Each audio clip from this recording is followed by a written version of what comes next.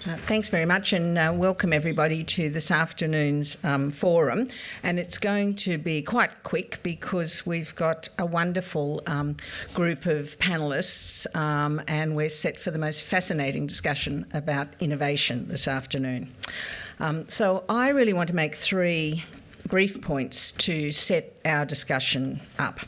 I want to talk about prices and what consumers are telling us about prices. I want to talk about engagement with consumers, and then I want to move to innovation. So let me kick off with prices.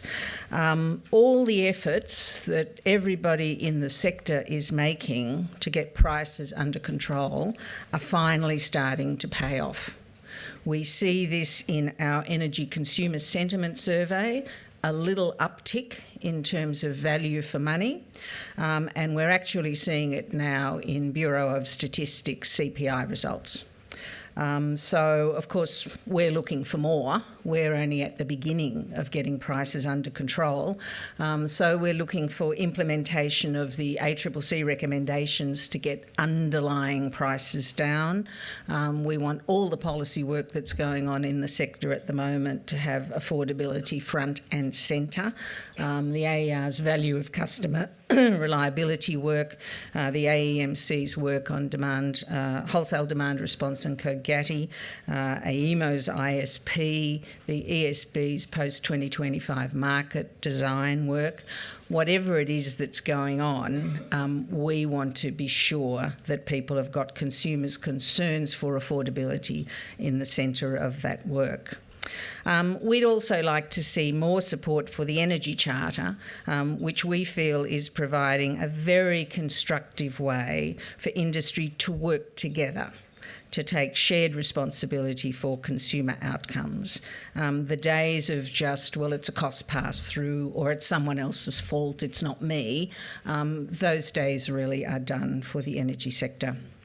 So there's a long way to go for long-term prices to match long-term ability to pay, but the numbers coming through are saying that we are out of the starting blocks and the consumers are actually seeing the result. Number two, quickly, engagement. We're seeing across Australia much better efforts and many successes in engaging with consumers and reaching decisions that reflect their preferences for affordability outcomes over everything else at the moment. The current consumer preference, as we see it, is very clear, and we think that price is the price of the trust that's needed to work our way through the transition, or as consumers see and tell us, the change that they know is on in this sector, the task of getting to the future of the energy sector. We've recently been talking to consumers about the future and their vision for the energy market. They've got lots to say about that, and they're actually very, very positive about the potential and possible future for the sector. You're going to get some very early insight this afternoon in the panel session from Jelena Dodic into this research, which is not yet published. We're just in the final stages of pulling it together, but we thought since we were here, it was a great opportunity to discuss it with you. And we think the research is giving us a possible pivot point from the current unhappily well-founded negativity from consumers to a more constructive and positive conversation. But it will depend on having authentic conversations about the things that matter to people and managing price to affordable levels, whether for households or small businesses. Price shocks of any kind will erode trust in whoever is seen to be delivering the shock and, in fact, in the whole sector.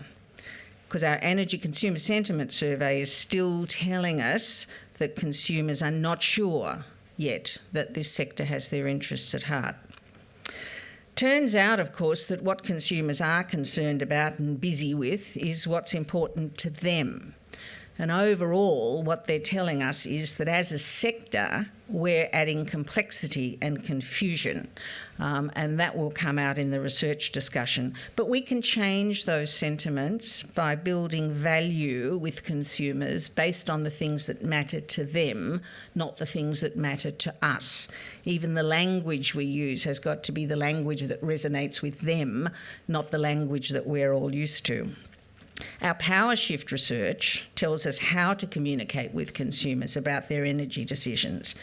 And it essentially says find and replace, educate with enable. It essentially says find and replace, inform with empower. Consumers are telling us they want to take action, they want to participate, they want to play their part, but we're not helping them. We're not giving them the tools that they need to do their job. Which brings us then to the role of innovation and this afternoon's forum. Consumers have been pretty badly done by in terms of innovation that can make a difference in their lives and their energy bills. But that is also changing for the better. And much of that work is being led here in South Australia. So we thought we'd use today to talk about this work and its potential nationally. It fits very well with our ECA view of the things we think the market should be focused on: affordability, which is achieved when energy services are both individualised, including for Chris Bangaro's mother, who really just wants to be warm and safe in her home and left alone by the energy sector, and energy services that are optimised. And that's where we have the discussion about reliability and technology and how to best understand consumers' preferences, their preparedness to pay, options to partner with the system, and their interest in local solutions or long-distance solutions. This work requires new skills in the energy sector. Risk management through services and service platforms, not always through more assets.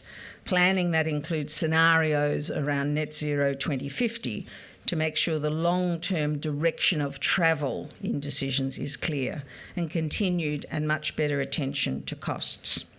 I'm sure we're in for a fabulous discussion this afternoon. Thanks very much for coming. And at this juncture, I'm handing, I think, to Chris Alexander. Thank you.